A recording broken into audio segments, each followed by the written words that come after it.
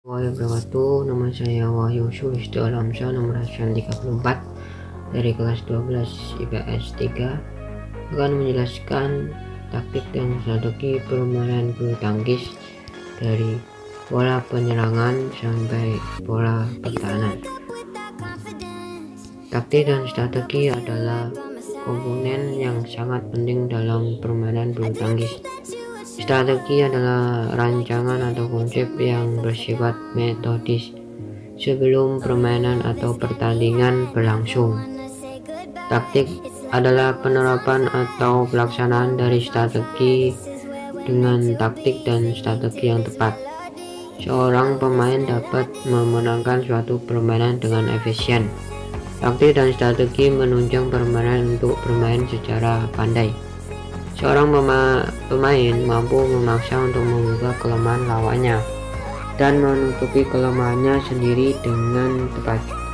Pemain tidak perlu menghabiskan banyak waktu yang hanya membuang tenaga ketika latih yang digunakan mampu menekan lawan. Pertama, pola penyerangan dalam permainan bulu tangkis.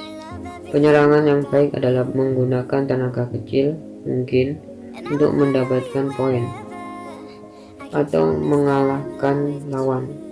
Taktik dan strategi penyerangan dalam permainan bulu tangkis yang digunakan antara lain pukulan servis, pukulan drive, pukulan drop shot, pukulan netting, pukulan smash, dan pukulan lob. Dalam permainan bulu tangkis dikenal dengan sistem permainan ganda dan sistem permainan tunggal.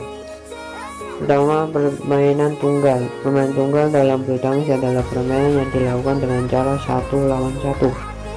Permainan tunggal dalam badminton umumnya merupakan permainan yang memerlukan keuletan dan kesabaran.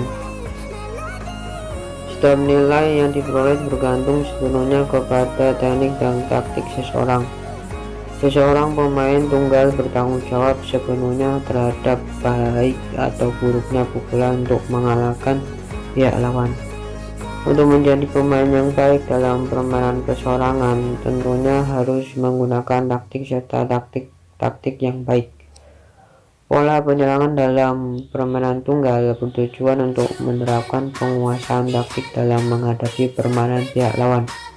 Ada beberapa taktik dalam permainan tunggal antara lain: pertama, permainan berdasarkan kekuatan dan kecepatan. Permainan ini menggunakan pukulan yang keras dan cepat serta mengarahkan shuttlecock satu jurang ke bawah.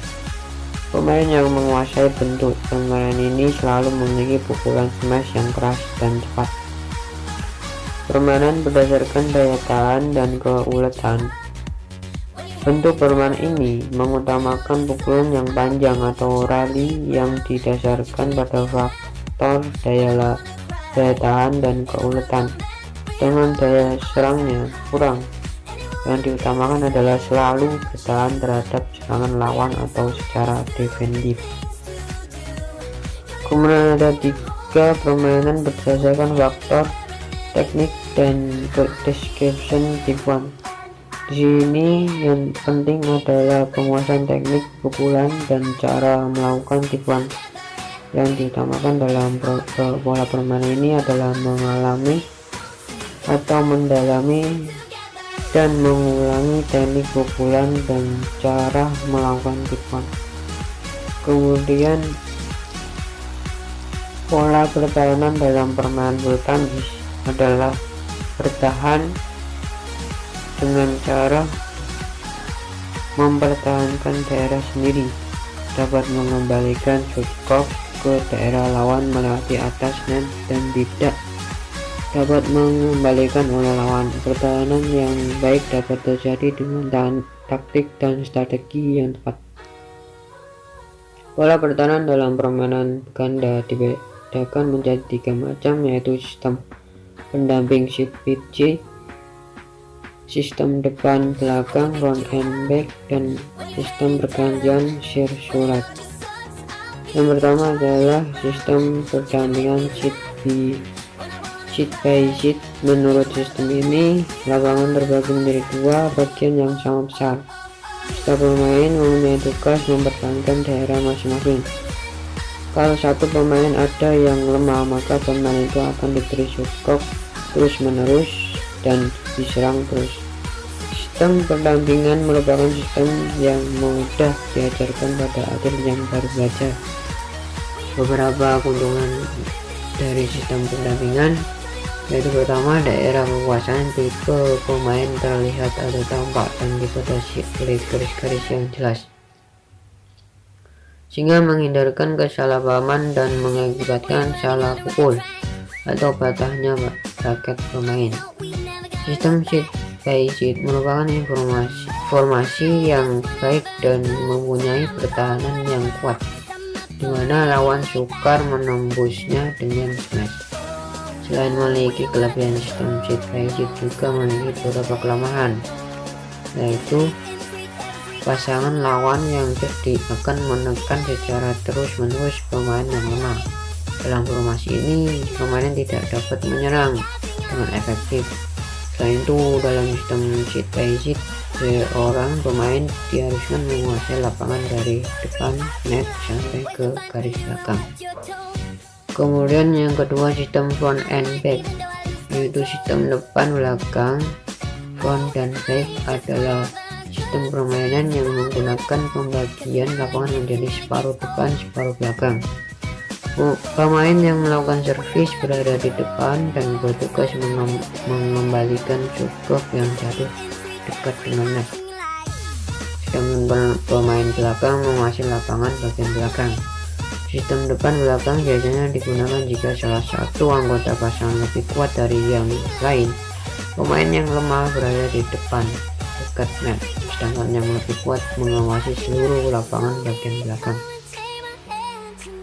Pada sistem depan belakang, tiap pemain memukul memiliki bidang permainan dan tanggung jawab yang jelas. Pemain secara bergantian mengambil posisi di depan dan belakang. Beberapa keuntungan dari sistem depan belakang antara lain, sistem ini merupakan formasi yang baik untuk menyerang. Sistem front and back memungkinkan untuk menyembunyikan pemain yang lebih lemah ke dekat net.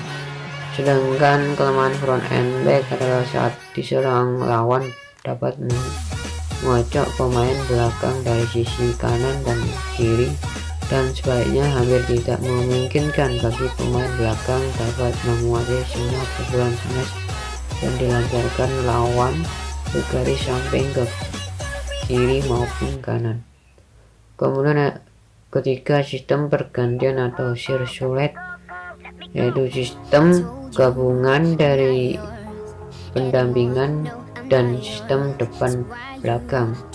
Sistem ini diterapkan untuk menutupi kelemahan dan mengatasi kesulitan yang ada di dalam sistem pendampingan dan sistem depan belakang.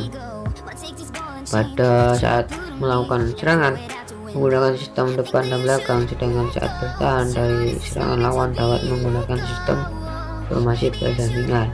Pada saat terserang, pemain depan hendaknya mundur sampai setengah lapangan bagian kiri dan kanan. Sementara itu, pemain yang di belakang maju mengambil posisi di sampingnya pada saat merubah posisi. Maka pemain yang di belakang yang harus menyesuaikan posisinya dengan posisi pasangannya, maju ke lapangan ke bagian kiri atau kanan. Permainan bulu tangkis memerlukan taktik dan strategi penyerangan dan pertahanan untuk dapat memenangkan permainan.